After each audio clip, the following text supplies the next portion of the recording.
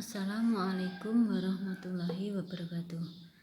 Materi yang saya sampaikan, materi ke-8 ini sudah ada di PJJ ya, baik di PDF maupun di fotonya. Silahkan yang kalian akses, yang dapat diakses yang mana. Nah, ini saya jelaskan dari pertama, kita akan menentukan rumus suatu fungsi. Nah, sebelum ke rumus suatu fungsi, di sini ada pemetaan atau fungsi dari himpunan A ke B. X dipetakan ke Y. Jadi fungsi F memetakan X ke Y. Jadi untuk memetakan X ke Y, maka Y sendiri adalah bayangan dari X, bayangan atau peta dari X, atau ditulis dengan Fx ya. Jadi Y sama dengan Fx.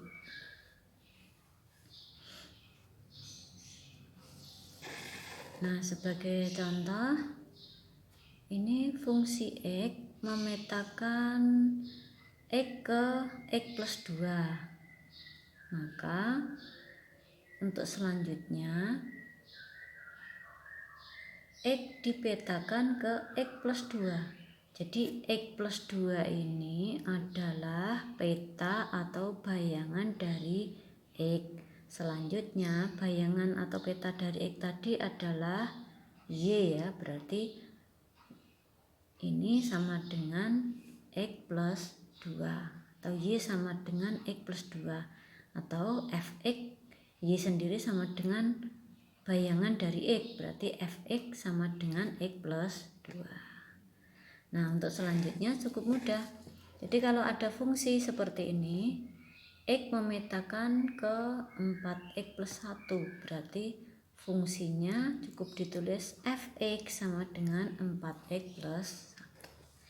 G memetakan X ke setengah X plus 1, maka setengah X plus, ini maaf ya beda ya, setengah X plus 2.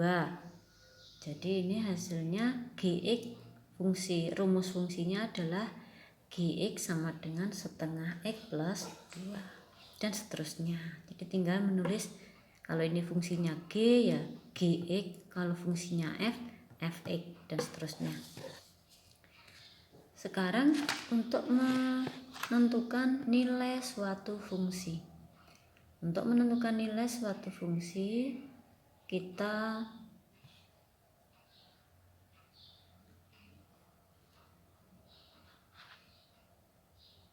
berikan contoh dengan contoh pertama ya. Suatu fungsi memetakan X ke, fungsi F memetakan X ke 2X plus 3. Nah, nanti berarti bayangan 0 oleh fungsi F berarti F0. Bayangan dari 1 oleh fungsi F berarti F1 dan seterusnya. Nah, untuk ini berarti dapat kita tentukan nilainya. Nah, itulah yang dinamakan nilai fungsi. Nah, dari tabel ini sudah dapat dilihat dengan jelas kalau ini X-nya 0, bayangannya adalah F0. Maka Fx sama dengan, ini rumusnya, kalau di sini F0 berarti tinggal mengganti X-nya dengan 0. Jadi bentuknya sama, 2X plus 3 berarti tinggal 2 kali 0 plus 3. Nah, ini dicari dulu, perkalian didahulukan, berarti 2 kali 0 itu 0 ditambah 3 berarti 0 tambah 3, 3. F1 berarti 2 kali 1 ditambah 3, 2 kali 1 2 tambah 3 berarti 5 dan seterusnya.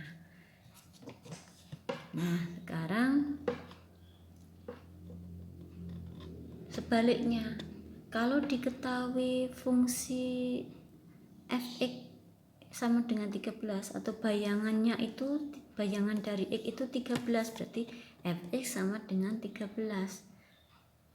Bayangannya tadi adalah 2X plus 3, berarti 2X plus 3 sama dengan 13, sehingga 2X sama dengan 13 dikurangi 3, dipindah ke ruas kanan menjadi min, berarti 13 min 3, sehingga 2X sama dengan 10 atau X sama dengan 5. Ini sebaliknya ya. Jadi kalau bayangannya diketahui, maka 13 itu adalah bayangan dari 5.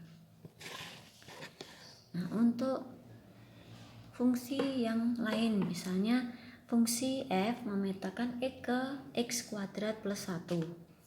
Jadi dapat kita tentukan rumusnya bagaimana. Rumus fungsinya ya berarti ini ya, tinggal fx sama dengan x kuadrat plus 1. Untuk menentukan nilai-nilai fungsinya ya berarti tinggal diganti. Kalau f11 berarti x-nya diganti dengan 11. Rumusnya ini x kuadrat plus 1 ya berarti tinggal 11 kuadrat plus 1. 11 kuadrat 121 tambah 1, jadi 122 dan seterusnya. Nah, untuk yang ketiga, cara yang sama, jika fx sama dengan 17 berarti ya bayangannya ini 17, berarti x kuadrat plus 1 sama dengan 17, maka x kuadrat sama dengan 16. Nah, yang bilangan yang memenuhi yang kuadratnya 16 adalah negatif 4 dan 4. Negatif 4 dikuadratkan ya 16, 4 dikuadratkan juga 16. Nah, ini untuk domain yang berbeda, jadi tinggal memasukkan. Nah, ini yang harus dipahami ini untuk yang negatif khususnya. Berarti f negatif 2 ya, berarti yang dikuadratkan adalah negatif 2. Negatif 2 dikuadratkan, berarti negatif 2 kali negatif 2, hasilnya 4, terus ditambah 1, jadi 5. F negatif 1 ya berarti negatif 1 dikuadratkan ditambah 1. Ini hasilnya 1 ditambah 1 sama dengan 2. Demikian seterusnya. Nah, dari pembelajaran sebelumnya kita dapat menentukan cara menyajikan suatu fungsi ya.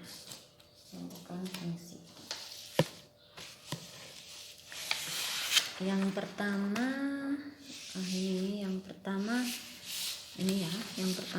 dengan persamaan fungsi. Jadi fx sama dengan x kuadrat plus 1 itu persamaan fungsi. Fx sendiri adalah y, berarti y sama dengan x kuadrat plus 1. Ini berarti fungsi tadi dinyatakan dalam bentuk persamaan.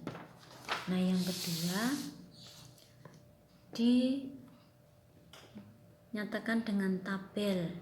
Nah, dengan tabel fungsi berarti ini hasilnya tadi diperoleh, berarti pasangannya x dan y ya. Negatif 2 dengan 5, negatif 1 dengan 2 dan seterusnya.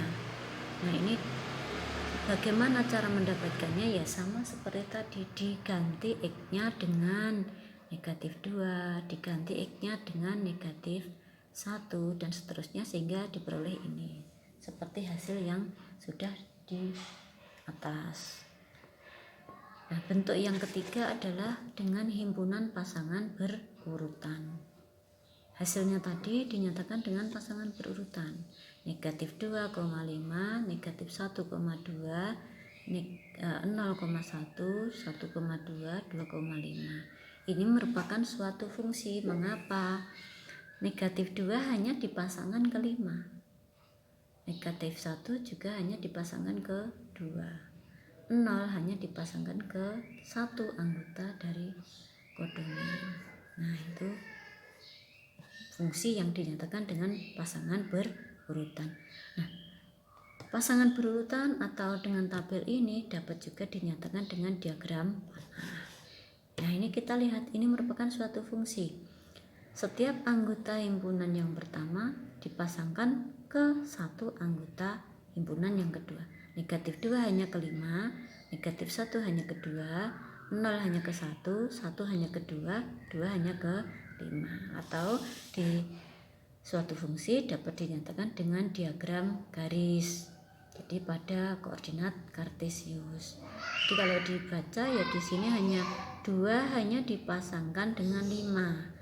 1 hanya dipasangkan dengan 2. Negatif 1, 0 hanya dipasangkan dengan 1. Negatif 1 dengan 2. Negatif 2 dengan 5. Nah, demikian bagaimana supaya bisa dipahami, catatlah, kemudian kerjakan kuis yang sudah saya sediakan. Assalamualaikum warahmatullahi wabarakatuh.